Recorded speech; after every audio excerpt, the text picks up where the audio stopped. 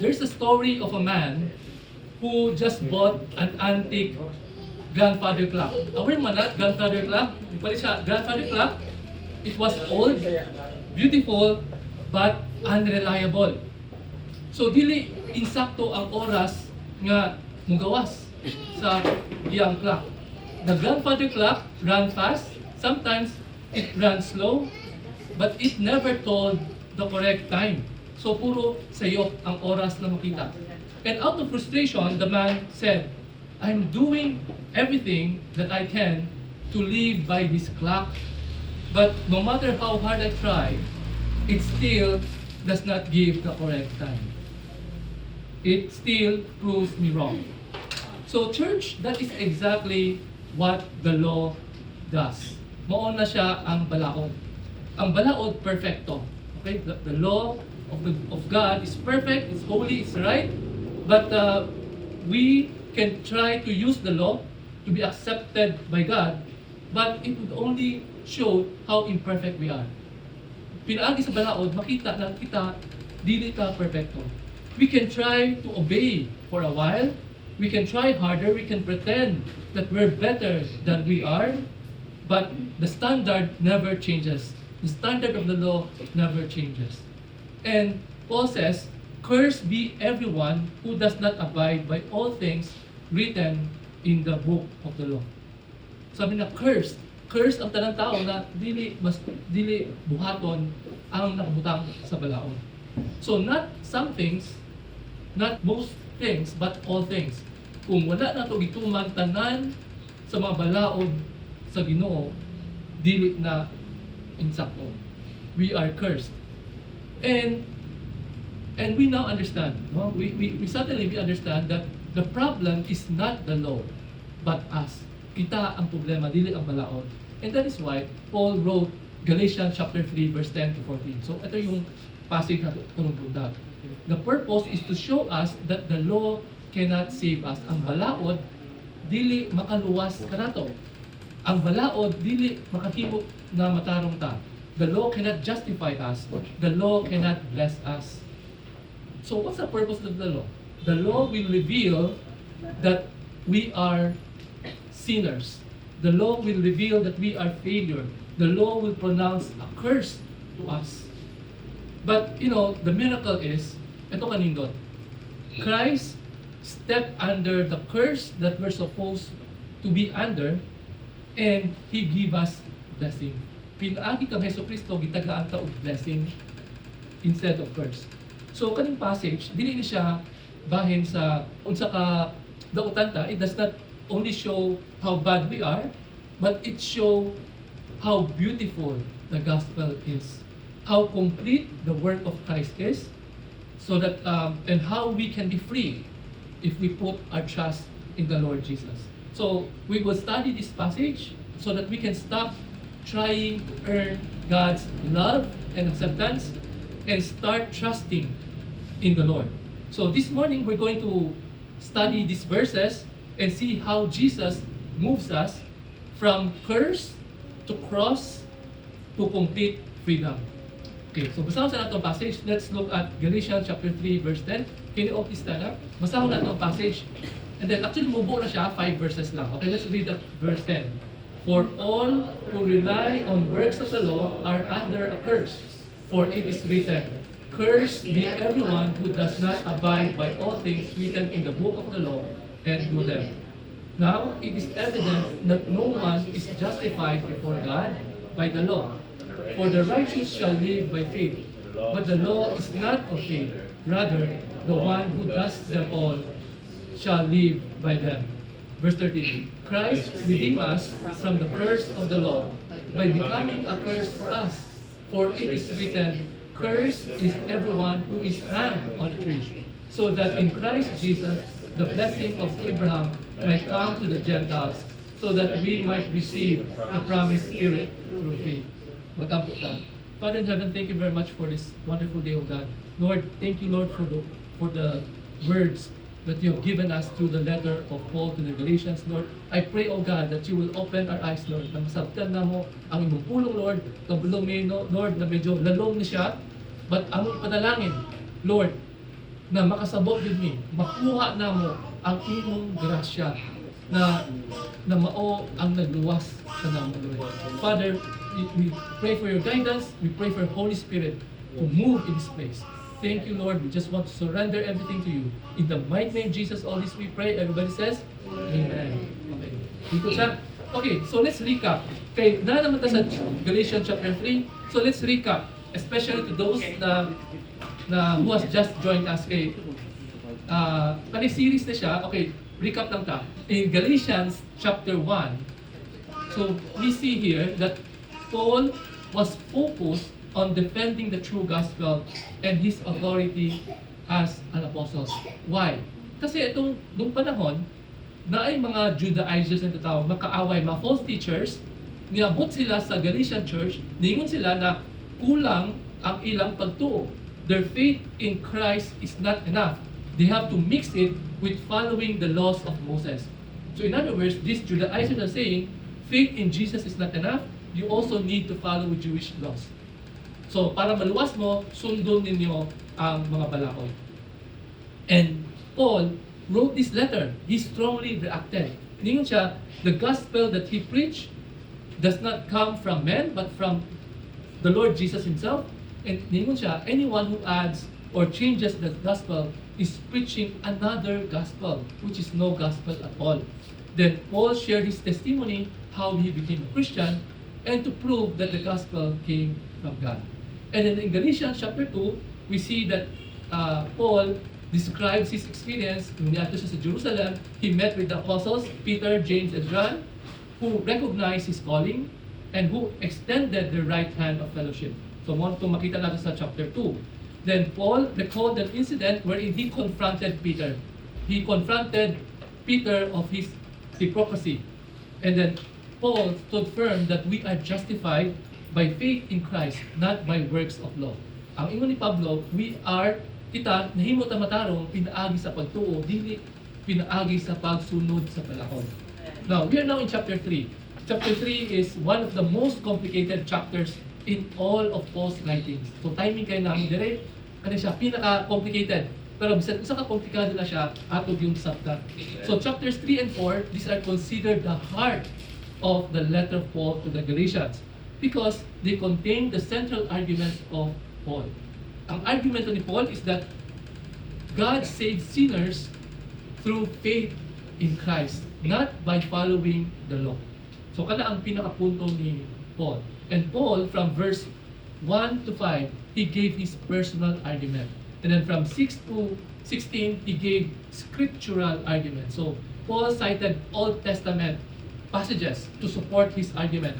So the last time, last week, we preached on Galatians chapter 3, 6 to 9. So I'll just read it again. Masahon na ako para ma-recall.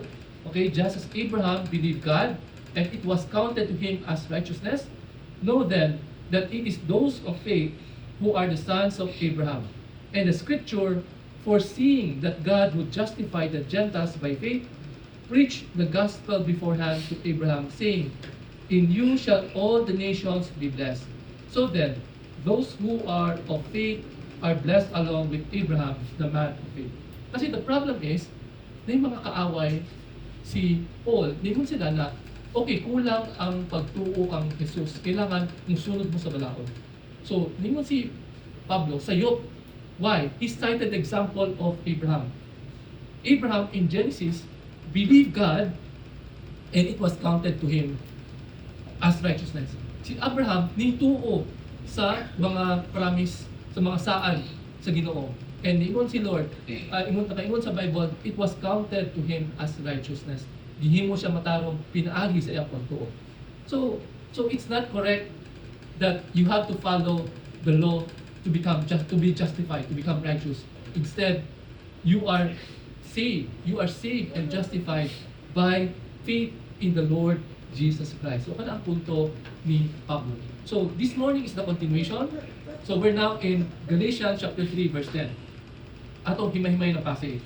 In verse 10, Paul says, for all who rely on works of the law are under a curse. For it is written, cursed be everyone who does not abide by all things written in the book of the law and do them. Sa Binisaya, kay ang tanan nga nagasalig sa buhat sa balaod, anaa sa ilalom sa tunglo. Kay nahisulat niini, tinunglo ang tanan nga wala magtuman sa tanan nga nahisulat sa libro sa balaod ug wala magbuhat niini.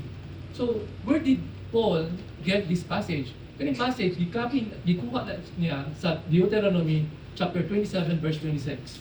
It says here, "Cursed be anyone who does not confirm the words of this law by doing them." And all the people shall say amen. So, minita mo ng Deuteronomy. Kaya sa Deuteronomy, Moses gave the laws of God, and Moses encouraged the Israelites to obey the law. Iyagin na, okay, sunod mo sa balaod. Because if you follow the law, God is going to bless you. Na yung kaakibat na blessing kung gisunod ninyo ang balaod. But here, you might be thinking, di ba? So because of that, Paul would probably say, everyone who obey the law will receive blessing. But if you look at this passage, kung lantaw nato sa Galatians 3 verse 10, lahi ang iyang gibutaw. Ingon siya, "Cursed be everyone who does not abide all things written by the law." So, what's yung punto ni Paul? What's the point of Paul? Paul is saying that anyone who depends on keeping the law to get saved will end up under a curse. Okay, ulit kanang tanang tao na gusto maluwas, pinaagi sa pagsunod sa balaod, mahulog sila sa tunglo. Why? Because no one can obey God perfectly. Why usa ka tao makaingon na masunod na tanang balaod 100%? You know what? Dili nato kaya sundon ang balaod ng Ginoo 100%. Even breaking one commandment would make a person guilty. Bisan usa lang ang balaod, ang imo wala gisunod, you are a law breaker. So trying to earn our salvation by following the law is impossible because no one can keep everything that is in the law. You know, Christianity is the only religion in the world that teaches us that we are saved by grace. Kabalo mana, kay ang tanang religion ang itudlo kung kita mubuhat og maayo, mapalangit ta. Kung kita mubuhat og dautan, mapaimpyerno. Kana ang kasagaran gitudlo sa tanan mga relihiyon. Pero yabot si Jesus, dili relihiyon ang iyang gihimo, kundi gipakita niya kanato na imposible na kita maluwas pinaagi sa pagsunod sa balaod. It's impossible for us to be saved just by obeying the law. Okay, let's cite for example. Okay, ano example? Ano example na to show that it's really impossible for us to obey the law? Kasi sabi dito, we have to abide all things. So 100%. Kaya ba nato sundon ang balaod 100%? The first thing that will come to your mind, di ba balaod ni Lord is you shall not kill, you shall not commit adultery, you should not steal. And then people will think, okay, I'm not doing all of these things. I'm not a criminal. So therefore, I can be saved. That's wrong. That's wrong because the law says 100%. Okay, let's look at the 10 commandments. Yung pinaka-first commandment. What's the greatest commandment of all? Okay. Sabi sa Deuteronomy 6:5, you shall love the Lord with all your heart, with all your soul, with all your strength. That is the greatest commandment of all. So, pasabutan na, every time we do not love God with all our heart, we are committing sin. Kasala ta. Every time we do not prioritize God, let's say we tagaan na to priority ang trabaho, we prioritize entertainment, we are not loving God with all our heart, mind, and strength. Or every time we give God our leftover time. Parang, tsaka na lang ko mag-Bible study or mag-quiet time or mag-attend prayer meeting kung na extra time. So, we are not obeying the greatest commandment of all, which is to love the Lord your God with all your heart, mind, and strength. So, this is the command that we break every day. Okay? So, another example, sabi ni Lord sa 10 Commandments, you shall not make for yourself an idol. So maguna na mo, wala akong tighimo og mga statwa. So okay na ba 'yon? But you know, the modern idols would include our career, our relationship, our success. Something that replaces God as number one in our life. That is our idol. So kung tanong, sino number one sa atong kinabuhi? Kung ang number one sa atong kinabuhi is yung atong trabaho, maybe atong uyab, or atong asawa, it could be money, or anything that is number one in our life, that is an idol. And the Lord says, in the Ten Commandments, you shall not make any idols for yourself. So kada pa lang, nagkasala na tatanan. Okay, another example. In the Ten Commandments, in Exodus 20 verse 7, do not misuse the name of the Lord. Do not misuse the name of the Lord. But how many times that people violate this commandment? People will use OMG, okay? Tapos gamitin pa niya yung pangalan ni Jesus, ni Maria, o Joseph. Diba? So all of this, diba? You're misusing the name of the Lord. Diba? Every time na makuratahan, diba? People will misuse the name of the Lord. Diba? Kana pa lang, sala na siya. And every time you claim that God told me this, that is also misusing the name of the Lord. Diba? Every time we joke, and then we use God's name, that is already sin. So, ang kasalanan dili kanang dakong kasalanan, bisan kanang mga inanay pa lang, kanang we're misusing the name of the Lord, that is already sin. So, klaro kayo na imposible na kung kita lang, we can obey God's law perfectly. Okay, another example. In the Ten Commandments, it is stated there that we have to honor your father and mother. And how many times have we broken this commandment? Diba? We speak to our parents disrespectfully, gisinghagan na to, o taasan na itong boses, kana pa lang, or we disobey our parents. Dahil mahimo, wala namang gihimo, we are dishonoring them. Okay? So, how many of us can say that we have completely, perfectly followed this commandment? Another example, sabi sa Leviticus chapter 19 verse 18, you shall not bear a grudge. You shall love your neighbor as yourself. Dapat dili ta mo tanom o kasuko. So every time na wala ka nalipay sa imong bana o asawa o sa imong anak o sa imong mama, dili nimo tinggan, that is you're resenting. Okay, you are bearing a grudge and you are now disobeying God's command. Okay? Every time we do not forgive our neighbor, so may nakasala nimo, na-offend, wala nimo gipasaylo, nagdumot ka, sala na siya. So kasi ang thinking natin, ang kasalanan kanang makita, actually may mga kasalanan na dili makita, ang Diyos lamang makita. Example na mga grudges. We bear grudges. We say we think evil against a person. Diba? Even the Bible says, diba, do not commit murder. But Jesus says that whoever calls his brother fool is committing murder, technically. Every time na nasuko ka sa imong isig ka tao, nasuko ka, dumot ka, sala na siya. Ingon sa Biblia. Ingon Jesus. Another example, one of the Ten Commandments says that you shall not commit adultery. Okay, mananakaw. So, mag-ingon mo, wala ko'y kabit. Wala man ako gibuhat na siya. But if you look at the New Testament, the teachings of Jesus, so Jesus says, whoever looks at a woman lustfully is committing adultery in his heart. Hindi lang woman ha, hindi lang pang lalaki, pang babae po. So, kung mulantaw ta sa laing tao, by laki, and then we have lust. When we say lust, we desire inappropriately or sexually, we are committing sin. And in the New Testament, yung adultery is not only limited between single and married or between two married persons. The Bible is against sexual immorality.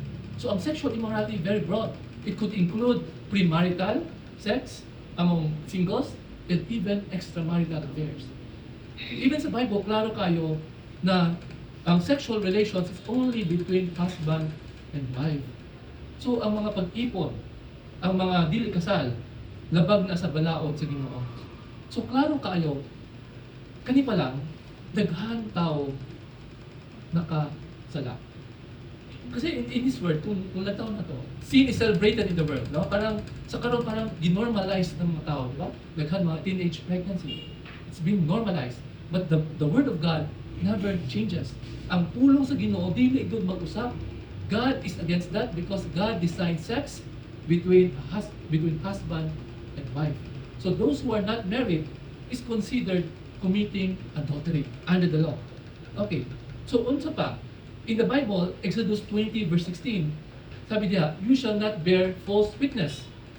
So every time we lie na makapta or bisan white lies, yung white lies, yung parang, ano white lies saya? Puti na pamakak. Anyway, white lies, parang half-truth, even na nag-gossip ka, no? That, you talk behind other people's back. Do you know that gossiping is one of the favorite hobby of most people? Kung kana ang ilang gipangbuhat, makipag-chismis, they talk about other people. Diba? Small minds talk about other people. Great minds talk about ideas. Parang gano'n.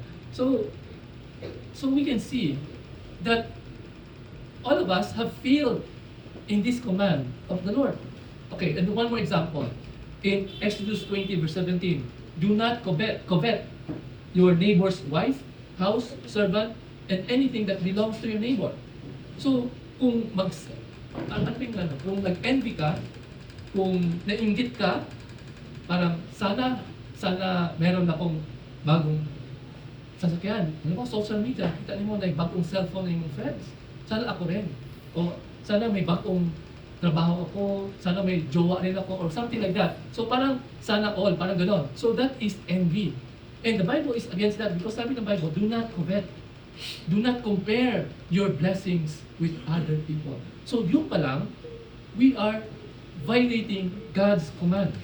So coveting is a silent sin. Kasi ang ng tao, ang kasalanan kanang gibuhat. Actually, even what is inside us is sin. Even pride is sin. So there are so many things that the law says that we must not do. Okay, so the law demands complete obedience. So kung gusto kita maluwas, sabi ni Pablo, ang atong buhaton is sundon nato ang tanan balaod 100%. Kinsa makaingon karon honestly that we followed the law of God 100%. Wala. Walay isa nato makasulti. Kay grabe kayo ang balaod ni Lord. Daghan and lisod, sundon. And then magbulhon na po mo. So, is there a difference if I commit intentional sins or unintentional sins? Na may kalahian kung wala na ako gituyo o kasalanan or gituyo na ako. For example, ng intentional sins like you are lying on purpose or you're nakay kasuko and then you take revenge, that is premeditated. That is intentional. Example of unintentional, for example, agi sa imong kasuko, nakasulti ka og dautan, okay? And then, if you harbor pride in your heart, or without you realizing it, or if you are in a conversation and then you are gossiping, you are participating in gossip. So sabihin, ay, wala man ako gituyo. Does it matter? In the eyes of the Lord, it doesn't matter. Ang kasalanan, tinuyo man o dili sa mata sa Diyos, kasalanan. In fact, when Jesus preached in the Sermon on the Mount, He says, be perfect therefore, because your heavenly Father is perfect. Ang atong Diyos, perfect, balaan. So ang expectation, kita tanan, balaan, perfecto. Kaya ba natin na? Makaingon ba ta na perfecto ta? Dili. And that is the purpose of the law. Ano ang purpose ng Ten Commandments? The law does not make us sinners, but it reveals the fact that we are sinners. Ang balaod, pinaagi sa balaod, makita na kita tanan makasasala. Kita tanan makasasala. The law was given in order to make known transgressions obvious, according to John Calvin. So it's very clear that no one can fully obey the law. That's why we are under a curse na natungulo tayo. That is why we need the grace of God. So dili nato maluwas ang atong kaugalingon pinaagi sa pagsunod sa balaod. Kay kung nagtaon na to ang balaod, wala. Maluya gyud ta. And the Bible is very clear. The wages of sin is death. And that is the bad news. Okay, later I will share to you the good news. Okay, let's continue. In verse 11, let's continue. Now, it is evident that no one is justified before God by the law. For the righteous shall live by faith. Karon klaro nga walay bisan kinsa nga gipa kamatarong sa Dios pinaagi sa balaod, kay ang matarong mabuhi pinaagi sa pagtuo. Okay. So klaro na walay mahimong matarong pinaagi sa pagsunod sa balaod. Nobody can become righteous just by following the law because it is impossible. Impossible. Bisan usara ang i-violate nimo, you are a sinner. You deserve to die. You deserve to go to hell. Pero, dito ni Paul, the righteous shall live by faith. Ang matarong mamuhi pinaagi sa pagtuo. Asa gikuha ni Pablo siya? Paul quoted Habakkuk chapter 2 verse 4. It says here, the righteous shall live by faith. So what's the context of this Habakkuk? Kung sino nakita mo ni Habakkuk? Ano Habakkuk? Si Habakkuk usa ka propeta. Okay? Habakkuk was complaining about God's ways. Lord, mga ano, hanaman, he was complaining about what is happening in Israel that time. He's complaining about the misery of his people. Then at the same time, God gives a promise and a challenge to him. Sabi niya, the righteous people in Israel must keep on trusting God and stay faithful despite all the mess that was happening around the world that time. So, ang mga matarong dapat mutuo lamang sa Diyos. They have to stay faithful to God. So, righteous shall live by his faith. Do you know Martin Luther? Martin Luther he founded the Protestant church. Okay, what happened here is that the first time that Martin Luther read Habakkuk 2:4, he was a monk. He was a Catholic monk. And at that time, dili na masabtan kaning Habakkuk chapter 2 verse 4. And one time he became sick, he became depressed, and he was angry at God. Suko siya sa Ginoo. He was sick, he was depressed that time, and he felt that God was angry at him, not he was angry at God. So, parang nasa sakit, grabe yung sakit niya, parang he felt that suko man tingalan si Lord na ako. But he kept on repeating the words, the righteous shall live by faith. Yung ulit-ulit na, the righteous shall live by faith. Pero di ako niya masaktan, kasi pasabutan natin. Then after he recovered, nung maayon na siya, niyato siya sa Rome, he visited the church, niyato sa simbahan. And then that church, there were lots of people climbing a very long staircase on their knees to earn forgiveness through indulgence.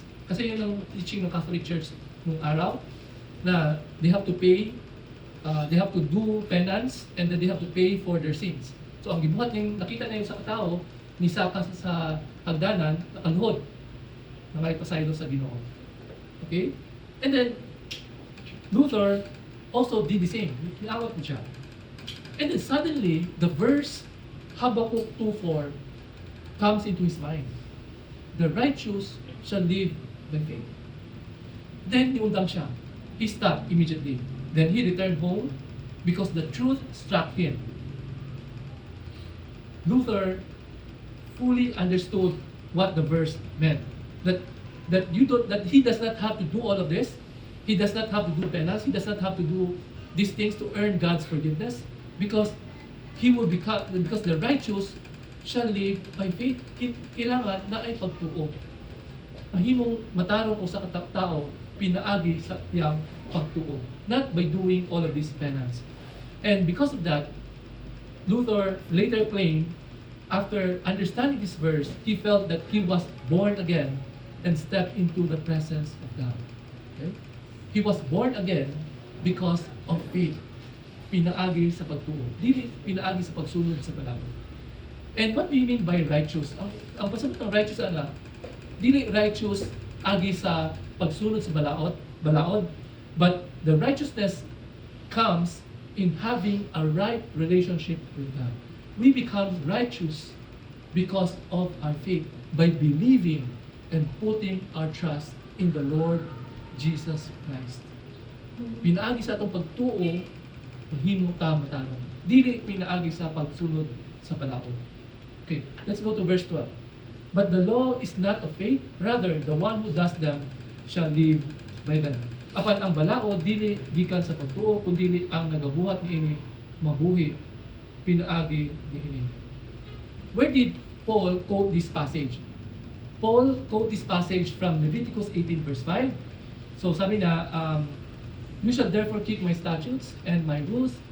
If a person does them, he shall live by them. I am the Lord. So, the Old Testament is saying you have to obey the law 100% in order for you to live. But unfortunately, it's impossible. So makita na to, the law and faith are mutually exclusive bases for righteousness.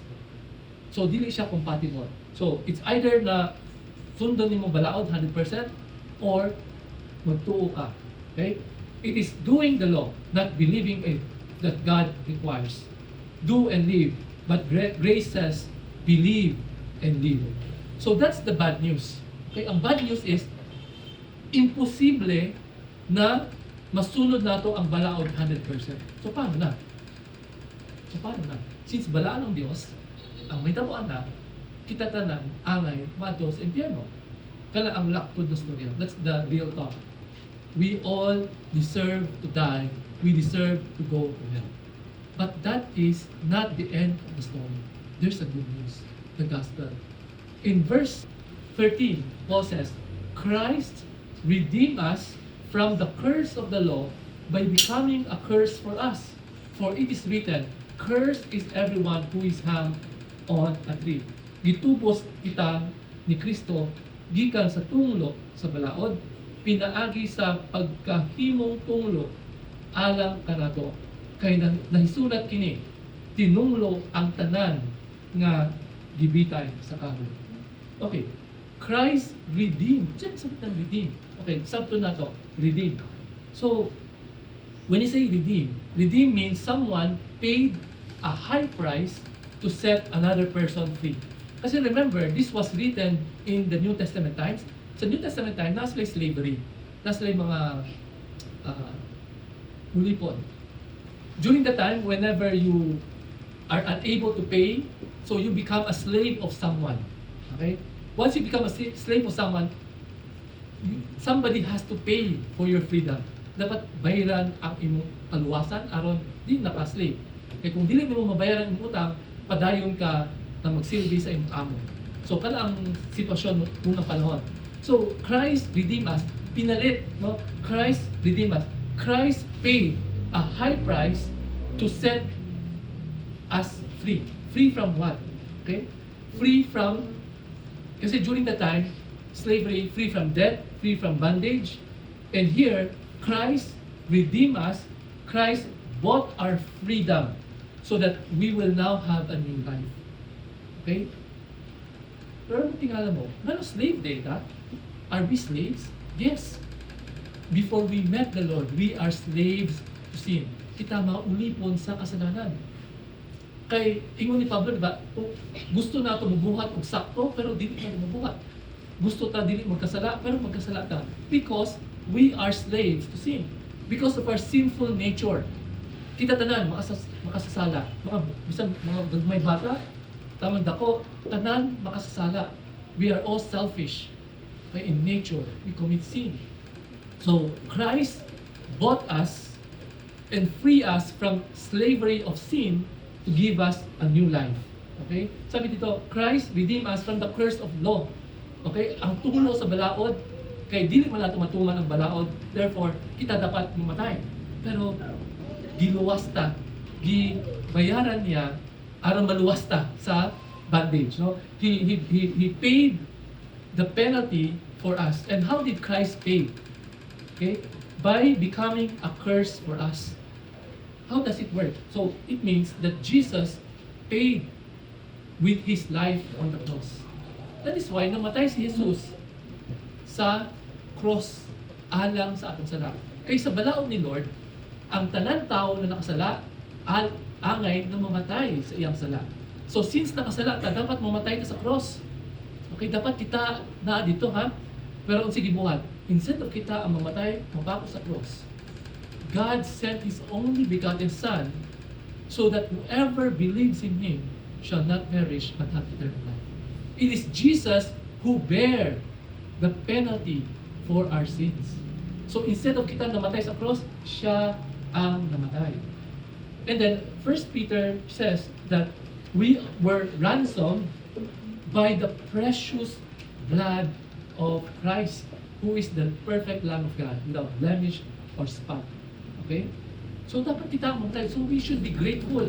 Pasalamat ta. Lord, salamat Lord na instead of ako mamatay sa akong kasalanan, imo ko giluwas, ikaw mismo ang namatay sa krus alang sa ako aron matagaan ko og kaluwasan. Okay?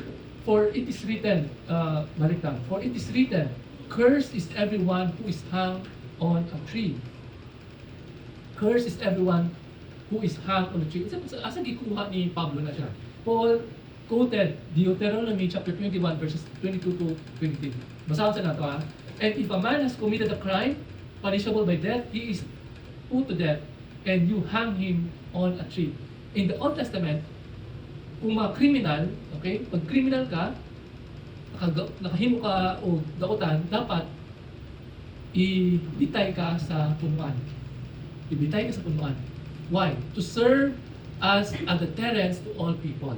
Para makita ng tao, pag ikaw, kasala ka, grabe, you will be hung here to serve as deterrence. And his body shall not remain all night on a tree, but you shall bury him on the same day.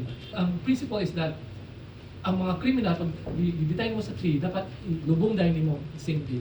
Because, why? For a hung man is cursed by God.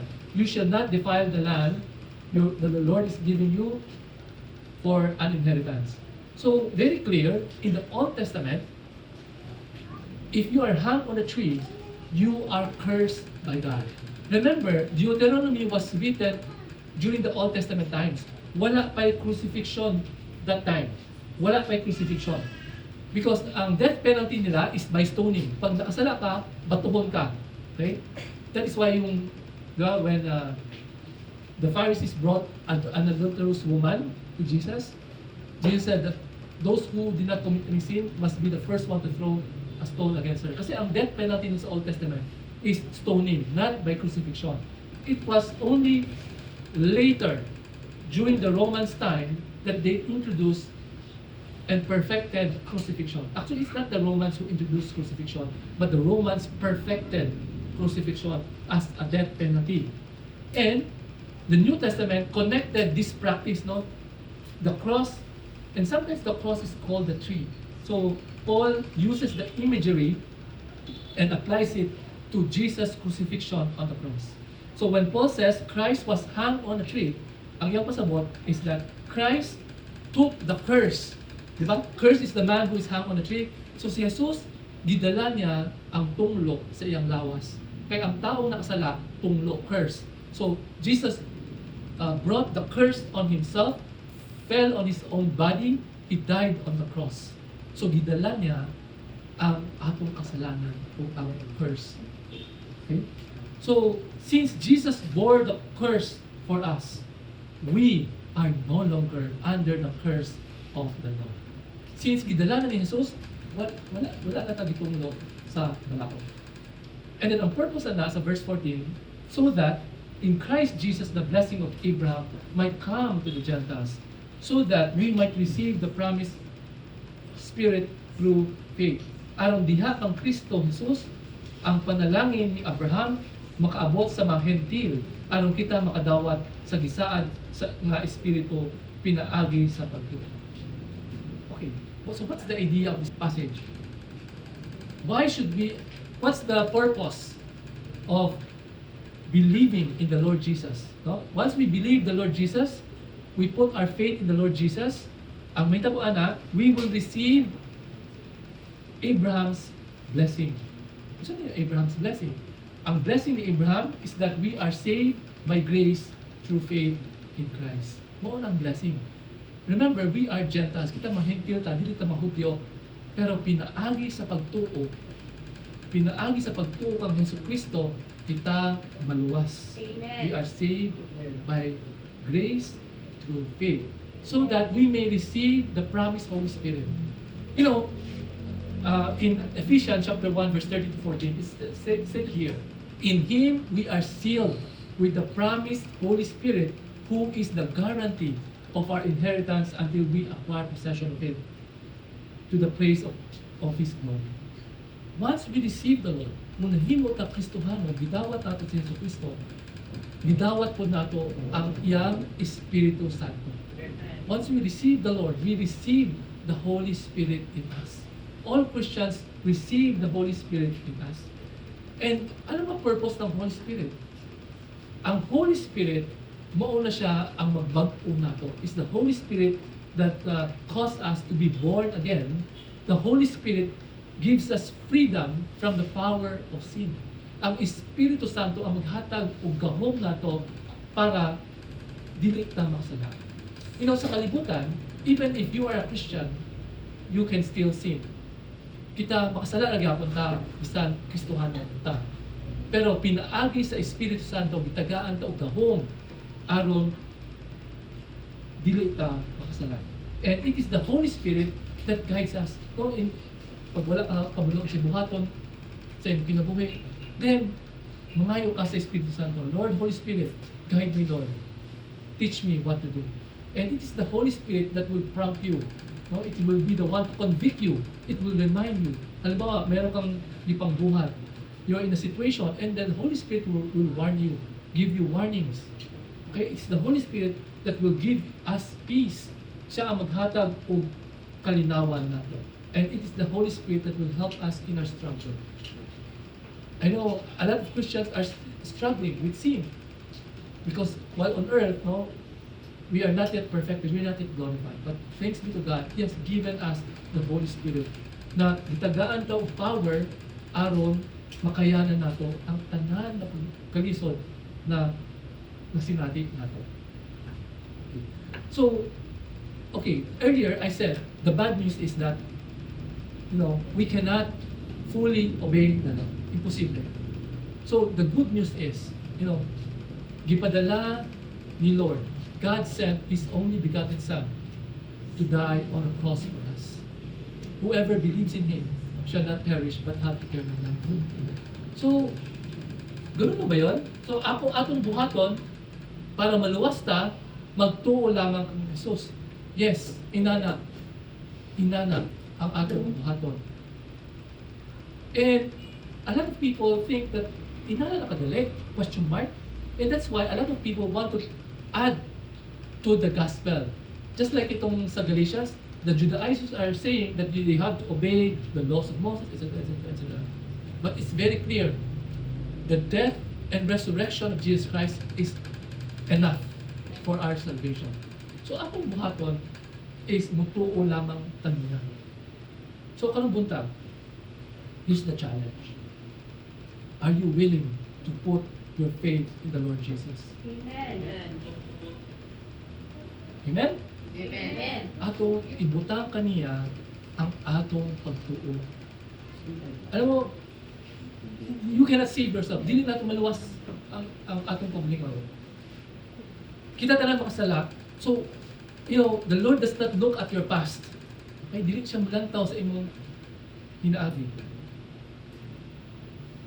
You may be messed up.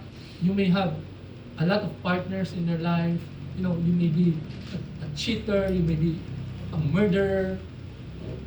The Lord Jesus died for all of us sinners. Wala nagpakamatay si Lord sa mga matarong. Kaya ang mga naisakit ang kinahanglan og doktor.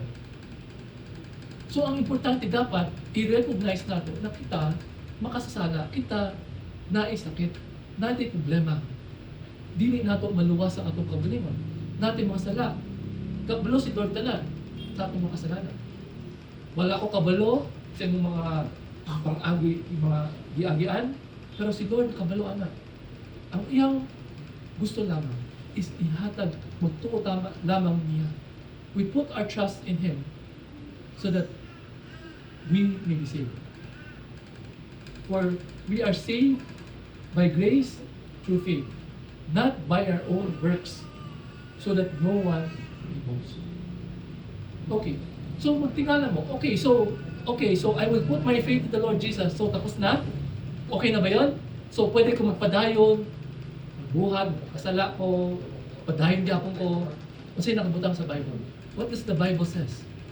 If our faith is real, dapat magbunga.